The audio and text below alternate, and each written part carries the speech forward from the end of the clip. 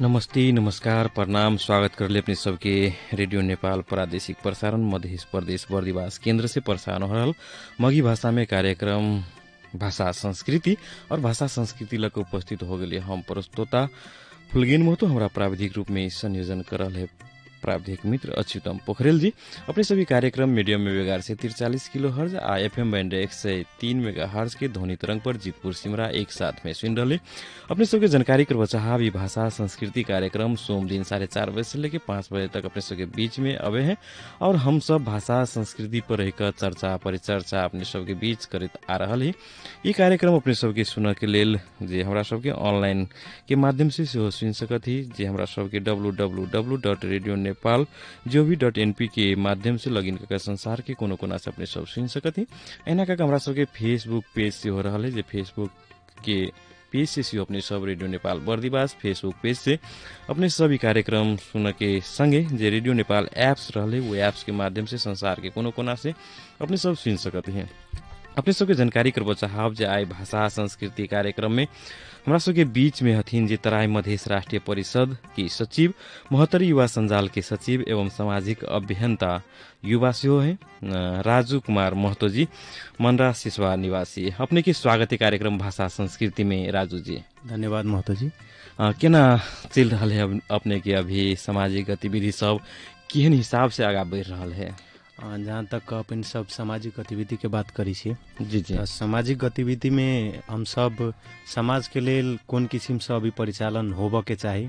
विशेषतः अभी देश चुनावी माहौल में है लेकिन युवा के चुनावी माहौल से भी समाज परिवर्तन के लेल कार्य अग्रसरता लेबे के चाही से बुझित हम सब अभी वही अनुरूप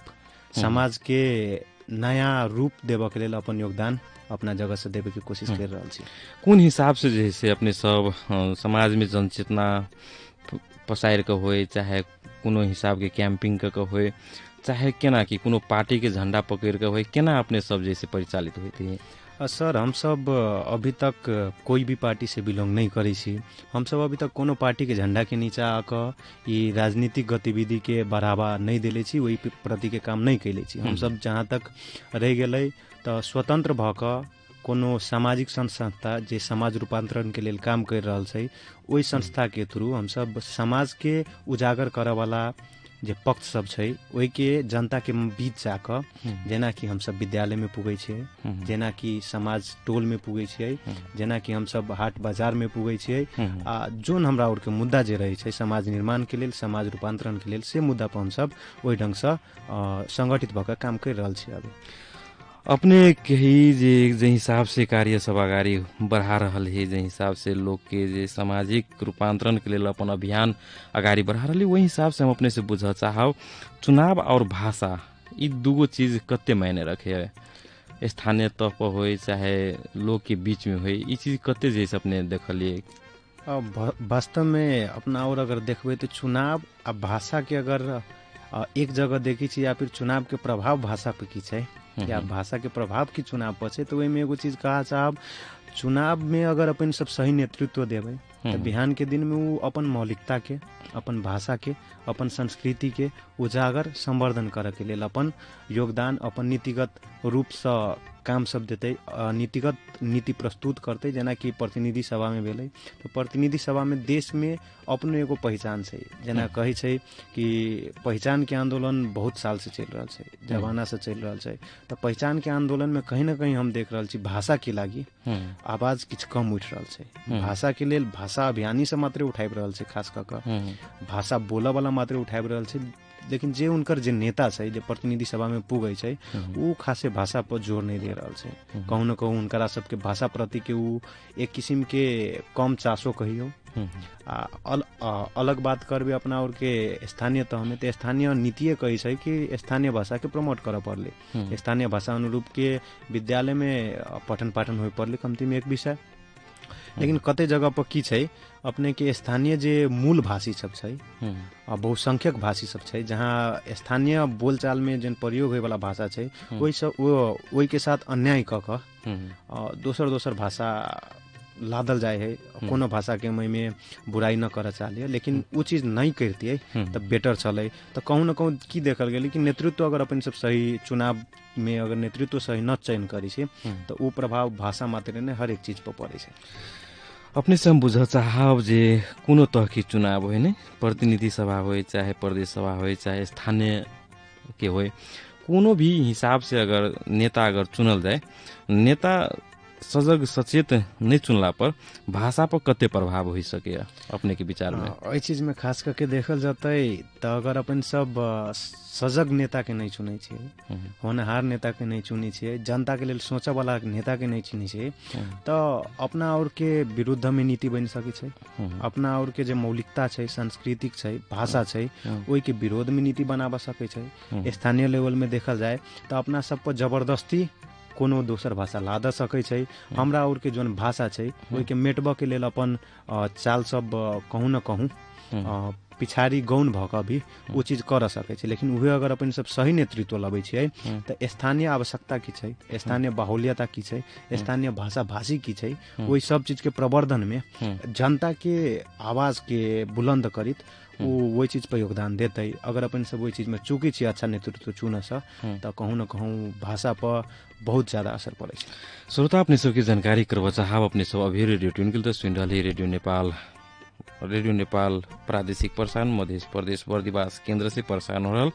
मघी भाषा में कार्यक्रम भाषा संस्कृति। और हमरा सबके बीच में अतिथि हथिन आई के दिन तराई मधेश राष्ट्रीय परिषद के सचिव राजू कुमार महतो जी और महतो युवा संजाल के सचिव से हथिन। सामाजिक अभियंता के रूप में देश भर अपन अनेकों मुद्दा सब पर विगत के दिन सब में और आवे वाला दिन सब में भी अपन योजनाबद्ध रूप से कार्य सब कर रहा हथिन। सामाजिक मुद्दा सब के विषय वस्तु बनाकर जे अनेकों चरण में अपन कार्य सब कर चुकल हथिन। आई इनकरे जरे बातचीत कर रही भाषा संस्कृति संगे जे अभी जे चुनाव के सरगर्मी है, चुनाव के सरगर्मी संग संगे जैसे इनका जरे कुछ जैसे धारणा सब आई के दिन राख रहा है। वास्तव में हमरा यहाँ के की अपन अपन भूमिका खेले के चाहे। अही क्रम में हम अपने से बुझ चाहब राजू जी जे अभी के अवस्था में युवा पुस्ता के है न, युवा पुस्ता के लेल केना बुझा रहा है अभी के अवस्था, अभी के परिस्थिति, अभी के समाज, युवा पुस्ता कौन हिसाब से जैसे परिचालन हेते तो नीक रहते अपने के बुझा रहा है। दिन प्रतिदिन युवा पुस्ता में जे हिसाब से एगो बेरोजगारी के कमी होए चाहे एगो युवा सबके एगो समझदारी के कमी होए दिन प्रतिदिन बढ़ते जा रहा है। एमे की है अपने के एगो युवा भेला के नाता से बुझा चाहब अपने से? एहि चीज में अगर देखल जाती तो अपने सब युवा में एगो अलग किस्म के विकृति हम देख रहा छी। अब भाषा के क्षेत्र में पहले क्लियर करा चाह, भाषा के क्षेत्र में की छै अपन मौलिकता की छै। परापूर्व काल से हमरा और के परंपरागत रूप से सांस्कृतिक रूप से की भाषा बोले छे, की करे छे, की एक्शन छे, वही सब चीज का विषय का अपना और के यहाँ के युवा मात्र नहीं और वर्ग के भी देखी छी कि वेस्टर्न कल्चर के अपने आप पर हावी देवे होब देव रहल छे। लेकिन कहूँ न कहूँ वेस्टर्न तिर की अभी वो सब अपन वेस्टर्न कल्चर छोड़ के पूर्वीय सभ्यता के कहूँ न कहूँ उठा रहे छे। तो एहि बीच में हमरा और के की जाना पड़ते कि जे अपना सबके भाषा संस्कृति या फिर कल्चर छै जे छै वही अनुसार से अपन सबके वैदिक रूप से की करे के चाही, की न करे के चाही, प्रवर्धन के लेल की करबै नहीं करबै। आ युवा पुस्ता के खास में एहिमे सचेत होए पड़ले, कियाक जे युवा पुस्ता से पार भ गेलथिन वो अब कतेक दिन रहथिन नहीं रहथिन, कौन अनुसार से करी छथिन, उ सब एगो अलग पाटो छै। लेकिन युवा जिनकरा पर अब के आबे वाला भविष्य निर्धारित छै, दोसर के इन्फ्लुएंस करे के क्षमता बेसी छै, लेकिन उ सब चीज के युवा पुस्ता भी भाषा के अगर क्षेत्र में देखल जाए तो मिसयूज कर रहा है। कहूँ न कहूँ हमहूँ एगो युवा छी तो ये चीज हमरो में कहूँ न कहूँ लागू है। जेना कि अपन सब पहले के बात चलेगा जे अपना भाषा कल्चर अनुसार छठ पूजा में या फिर कोनो संस्कृति सब में हम और सब धोती कुर्ता गमछा लगा कर अपन चाट पर मन अभी चलेगा। लेकिन अभी की देखल जाए जीन्स पैंट वो ग्रंथ वाला चाहे अब खास करके तो युवा में देखल जाए तो एहन किस्म के विकृति सब हम सब अपने आप पर लाद रहा। पहिरन के जैसे विकृति कौन हिसाब से कहल जा सके? पहिरन के विकृति हम चलू एगो पुरुष आ महिला दोनों में कह दै छी। जेना महिला सब पहले पबनी त्योहार सब में अपने की करी रहा है जे सीधा साड़ी पहनी चलिए, लेकिन अब भी देखल जाती तो कौन कौन साड़ी उ हमरा खासे उ साड़ी के डिजाइन सब तो नहीं पता, लेकिन सीधा साड़ी नहीं पहन कर दोसर दोसर किस्म के साड़ी पहने छै, उल्टा साड़ी जेकरा कहल उल्टा जाइ साड़ी छै। पहनी छै। तेनतिए पुरुष में अगर कहल जाए तो पहले पहले अपनी सब धोती कुर्ता गमछा ई सब लगा के छठ घाट पर जाए चलिए, चाहे दोसर पर मनबित रहिए। लेकिन अभी अपन सब जीन्स पैंट शर्ट वेस्ट ई सब पहन के मनबै छै। कोनो कपड़ा पहने में कोई खराबी नहीं छै, अहाँ सब दिन पहनू, लेकिन कम से कम अपन जे कल्चर छै, जे अपन पाबन तिहार छै है, वही पाबन तिहार में तो कम से कम अपन पौराणिकता के बचा कर रख पड़ले। अपन पौराणिकता अपने बचबो जी, पड़ते अपने बचबो नहीं पड़ले। तब मात्र जैसे बच जी। सके या बात कतबो नमहर कलबे वैसे नहीं होते नहीं नहीं होते। व्यवहार में लागू करब पड़ते अपने के कथन से। जाले तक व्यवहार में नहीं लगे ताले तक कोई चीज से कोई बेची खासे बोलला से इफेक्ट नहीं पड़े वाला है। एना तो हो सके ने राजू जी, मतलब अभी के युवा पुस्ता में लाज बेसी है जना तेना हमरा बुझा रहा है कि हम धोती कुर्ता पगड़ी बांध लेला से लोग हमरा हेपत कि एकरा कपड़ा नहीं तेहन बात कहत की एहनो मानसिकता में होते तो युवा सबके कि केना केना बुझा रहा है अपने के। ये चीज कहूँ न कहूँ हावी है, लेकिन एगो चीज के देख पड़ले हमनी के कि धोती कुर्ता गमछा में हमरा लाज किया लगता है। हम तो मात्र ये आई के दिन में आके तो ये पहन लिया, परापूर्व काल से जे अपन सबके पुस्ता आगामी पुस्ता सब चले है तो उ सब तो धोती कुर्ता में जाए चले, लेकिन अपन सब अभी की कर रहल छे धोती कुर्ता छोड़ के जींस पैंट ये देखा सीखी क वेस्टर्न कल्चर के सीख लगली, वेस्टर्न कल्चर के अपनाबे लगली, अपना कल्चर के दूर भगाबे लगली। तो एगो एमे एगो चीज जोड़ब कि देश में बहुत ही आंदोलन पहचान के लेल भेली आंदोलन सब, तो हम सब कहूँ न कहूँ दोसर पहचान के लेल तो बहुत लड़ली, लेकिन अपने से अपन भाषिक सांस्कृतिक पहचान प्रति अपने गद्दारी कर देली। तो उ गद्दारी कहूँ न कहूँ हमरा ये अपन भाषा संस्कृति या समाज के लेल खटक रहा है युवा वर्ग के। हाँ, बहुत सुंदर विचार अपने दिलिए राजू जी। वास्तव में कभी तो युवा पुस्ता के लेल जे हिसाब से कही अपन डेग उठबक चाही वही हिसाब से नहीं उठाकर दोसर के लेल जे हिसाब से डेग उठोल के जे हिसाब से अपन भाषा संस्कृति संरक्षण संवर्धन करे के लेल हरेक युवा के डेग बढ़े के चाही। वो अपना वरी से नहीं उठ कर दूसरे के लेल जैसे उठले तेना अपने के लाग रहा है। तो हम अपने से जोड़ चाहब जे आब युवा पुस्ता के अपन भाषा संस्कृति संरक्षण संवर्धन करे के लेल आ भाषा संस्कृति के उत्तराधिकारी बने के लेल की वर्क करे के चाही, की काम करे के चाही राजू जी? एहि चीज में कनी जोड़ा चाहब कि हम अभी तक खाली युवा पुस्ता कहूँ न कहूँ भटकल छै, दोसर से इन्फ्लुएंस भेल छै, लेकिन पहचान के जहाँ तक बात करी तहाँ तक युवा पुस्ता धीरे धीरे सजग भ रहल है। कौन तरीका से कहब तो कुछ एक दू वर्ष एने हम सब देख रहा लिया कि अपना सबके गांव दिस कहूँ न कहूँ किच काउंटे में हुए, लेकिन धोती कुर्ता पहन कर छठ घाट पर जाए लगले, दीपावली के दिन धोती कुर्ता पहन कर पूजा करे लगले। तो कुछ न कुछ तो सजगता तब आयल है। बीच में एगो समय रहल जै समय में ई चीज करे लागी लोग नहीं माने चला, लेकिन अभी की भ गेलै कि एहि पर अपन भाषा संस्कृति प्रति के जागरूकता धीरे धीरे बढ़ला के साथ ई जे ज्ञान के संप्रेषण जे है उ संप्रेषण विस्तृत होइत गेला के बाद अपन सब देखली कि युवा पुस्ता अब दोसर के तुलना में बहुत ज्यादा सजग भक संस्कृति के बचबा में लाग गेल है। आ युवा पुस्ता के अब की करे पड़ते तो सबसे पहले तो अध्ययन करे पड़ते। की अध्ययन करे पड़ते कि हमर मौलिकता की है, हमर पहचान की है, हमर भाषा की है, हमर संस्कृति की है। अगर हमरा नहीं मालूम है तो जरा मालूम हेतै ओकरा से जाकर पूछल। खोज अनुसंधान केनाइ जरूरी है। खोज अनुसंधान केनाइ जरूरी। खोज अनुसंधान के बाद मात्र उ क के नहीं होते, अपना और के खोज अनुसंधान क के ओहि के अपना व्यवहार में लाबे पड़ते, या दोसरों के व्यवहार में लाबे के लेल उत्प्रेरित करे पड़ते। ओहन इन्वायरमेंट बना के देवे पड़ते युवा वर्ग के। जी जी हाँ, बातचीत करबे करब। राजू जी चले के चाहबे एगो गीत के ओरी सुनबी समधुर गीत। आ गीत सुन के जैसे हमू अहूँ सबके आनंद लेत, जे श्रोता सभी उनको सबके आनंद देती। आ पुनः जैसे बातचीत के क्रम में से जोड़ब हेतै सर।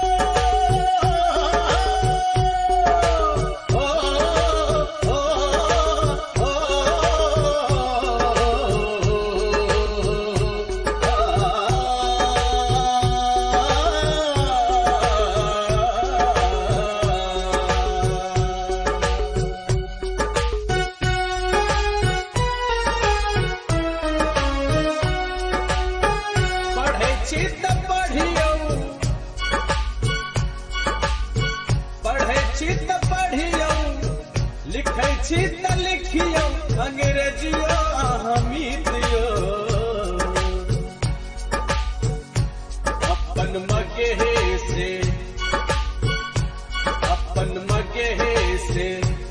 अपन मगे से एहने लगाने रहू प्रीतियो अपन मगे से एहने लगाने रहू प्रीतियो पढ़े छी त पढ़ियो लिखे छी त लिखियो अंग्रेजियो हमीदियो अपन मगे से एहने लगाने रहू प्रीतियो अपन मगे से एहने लगाने रहू प्रीतियो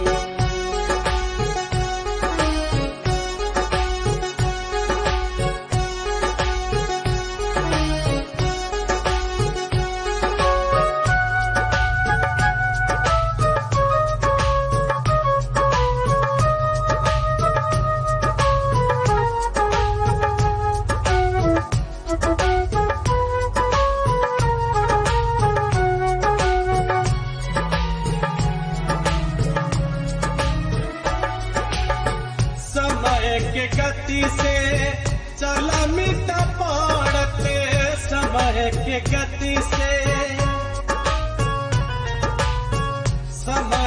गति से चला मिटा पड़ते अपन भाषा सीखा लिखा मिटा पड़ते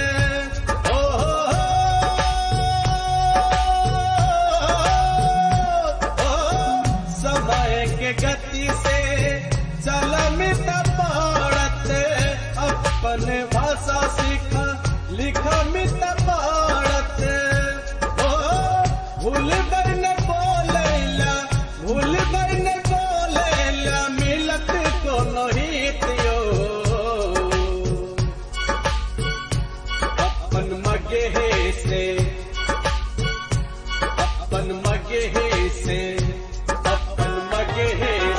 एहने लगाने रहू प्रीतियो अपन मगे से एहने लगाने रहू प्रीतियो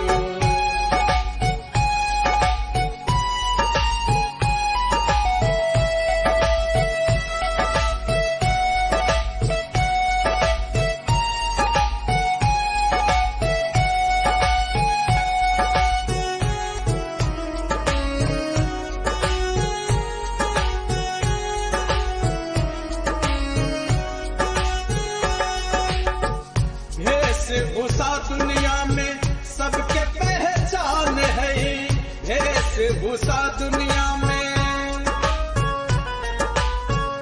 वेशभूषा दुनिया में सबके पहचान है आही से बढ़ल देखूं पूर्वजों के शान है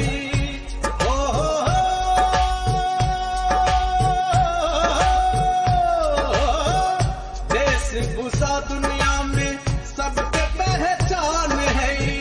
आही से बढ़ल देखूं पूर्वजों के शान है अपने माटी पाइन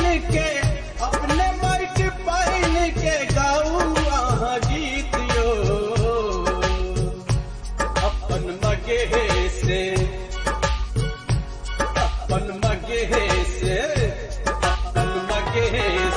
एहने लगाने रहू प्रीतियो अपन मगे से एहने लगाने रहू प्रीतियो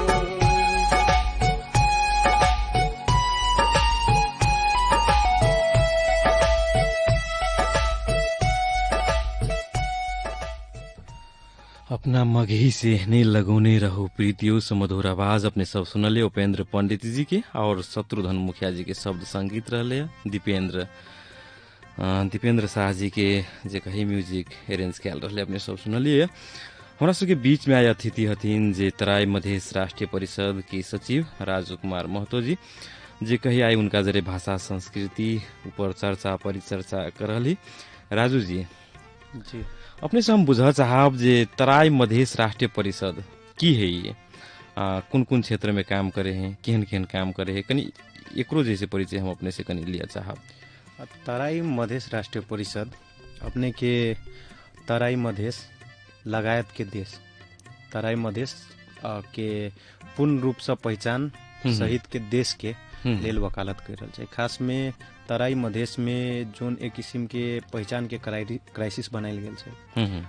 वैचारिकता के क्राइसिस बनायल गेल छै, नहीं है से नहीं कह रही हम, लेकिन बनायल जे गेल है वही क्राइसिस के पूरा करे के लेल मधेश के देश के जेन्युइन मुद्दा सब छै वही मुद्दा पर अपन आवाज बुलंद करे के लेल आ समाज के नेतृत्व देवे सहित समाज के एगो नया परिवर्तन क एगो सबके लेल समान रूप के समाज निर्माण करे के लेल एगो बौद्धिक सर्कल देवे वाला एगो संस्था के रूप में अपना सबके बीच में तराई मधेश राष्ट्रीय परिषद काम कर रही है, जे अपना सब में के बीच में विभिन्न मधेश के मुद्दा पर अपन आवाज बुलंद कर रही है। ई खास करके कहल जाए तो बौद्धिक स्तर पर काज कर रहा है जी, बौद्धिकता बढ़ावा के लिए बढ़ा कर मधेश देश के काम कौन तरीका से लगते मधेश के उजागर कौन तरीका से कर सकते ते पर काम कर रहा है। हम अपने से कनिया बुझ चाहब जे अपन मातृभाषा पहचान सहित जोगाव के लिए अभी युवा के कते चुनौतीपूर्ण बुझा रहा है,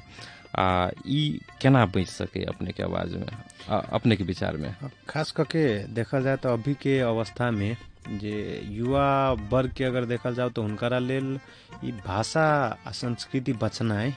एगो चुनौती सर है। कते तक के चुनौती है कि अपना और के यहाँ कुछ देर पहले जोड़ रही छलिए कि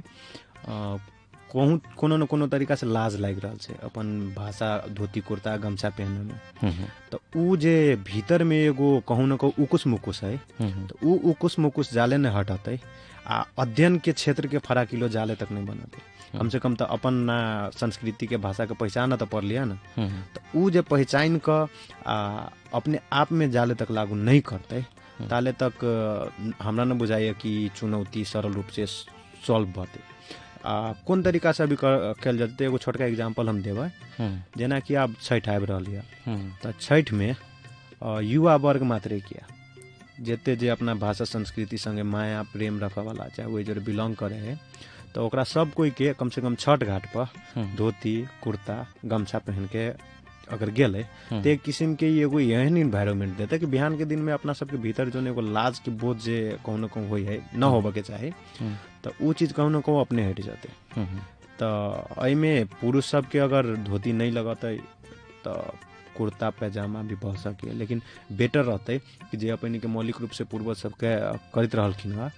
तो वो चीज धोती कुर्ता लगा कर आ महिला सब में सीधा साड़ी लगा कर जाते तो वो चीज ठीक रहती है। जे बात अपना जानकारी है वो चीज जरा न जानकारी उनका जानकारी कह कर उनकरा सबके प्रेरित करते कि अहूँ सब भाषा संस्कृति के जोगावे में लागू आ चीज में हमरा के अभियान अभी से चल रहा है। हम अपने से कनी बुझ चाहब राजू जी, जे हिसाब से कहबे तो ग्रामीण भे के लोग मगही संस्कृति के बचा कर संरक्षण संवर्धन के नहीं, मगर वही हिसाब से जे हिसाब से बचौने हैं वही हिसाब से अध्ययन नहीं हो पाए रहा है। की है अपने के विचारे पर? चीज में है सर कि एगो परंपरागत रूप से हम सब जे भाषा बोली छे क्या बोलित रहली है,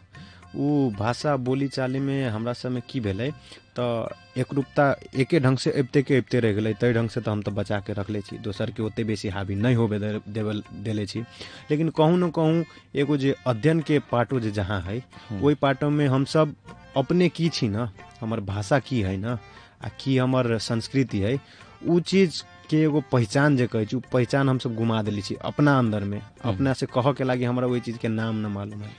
हम सब कहूँ न कहूँ सोचे थी कि ई भाषा बोली छी तो वही भाषा से कहूँ न कहूँ हट के है एगो भाषा से या कोनो भाषा से, लेकिन हमें ई न मालूम कि हम जो बोली छी से मगही है, तो उ तो कम से कम मालूम हो पड़ले, तो एक लागी अध्ययन तो कर पड़ले कि तो अपना मालूम हो पड़ले, अपना से बड़ बुजुर्ग से पूछ पड़ले कि तो किताब देख पड़ले। आ किताब देख के जहाँ तक बात अबे है तो वही चीज में एगो की देखी छी कि मगही भाषा पर न अहाँ के किताबों बहुत ज्यादा नहीं मिले है अपना सबके यहाँ, तै के लेल कहूँ न कहूँ वो एगो चीज अगर अध्ययन अनुसंधान क नया नया किस्म से वही के पहचान युक्त किताब सब नहीं आते, पढ़क वाला सामग्री सब नहीं आते, तो खाली पढ़ कह के पढ़ती की से सब कुछ देवो पड़ले। हम सब उना कार्यक्रम के अंतिम ओरिसियो आबि चुकल है राजू जी, की कहे के चाहबे जे श्रोता सब सुन रहा है उनका सबके अंतिम में? सम्पूर्ण श्रोता के ई कहब कि कोनो भाषा बोली छी ओहि भाषा के पहचान के लेल, ओहि भाषा के सम्मान के लेल, अपन संस्कृति के पहचान सम्मान दुनू के लेल आगा बढ़ू, अध्ययन करू, अध्ययन कऽ कऽ ओहि चीज के बचाबऽ में लागू, संवर्धन करऽ में लागू। आ अभी हमरा युवा सबके एगो अभियान चल रहा है कि अपना यहाँ छठ घाट के दिन कम से कम दुनू साँझे धोती कुर्ता गमछा पुरुष सब लगा के चलल जाते आ महिला सब में सीधा साड़ी लगा के चलल जाते आ अपन संस्कृति भाषा संपूर्ण चीज के संरक्षण संवर्धन में अपन योगदान देल जाते से सबसे अनुरोध करे छी। अहाँ से बहुत बहुत धन्यवाद जे हमरा सबके आइ की मगही भाषा के कार्यक्रम भाषा संस्कृति में व्यस्त भेला के बावजूदो आइ के जे स्टूडियो तक पहुँच कर जे अपन विचार के संगे संपूर्ण बात सब संपूर्ण गतिविधि सब राख दिलिए ओके लेल अपने के बहुत बहुत धन्यवाद राजू जी। धन्यवाद फुलज्ञान महतो जी। जय मगही सबको जगह धन्यवाद। हमरा सबके बीच में जे कई अतिथि के रूप में रहथिन राजू जी और राजू जी के संगे जते अतिथि सब सुन रहल हथिन उनका सबके हृदय से धन्यवाद देता है। कार्यक्रम से हम फुलज्ञान महतो विदा हो रही। शुभ दिन अपने शुभ दिन शुभ में बीते। आवाजले छुने सम्पूर्ण नेपाल रेडियो नेपाल।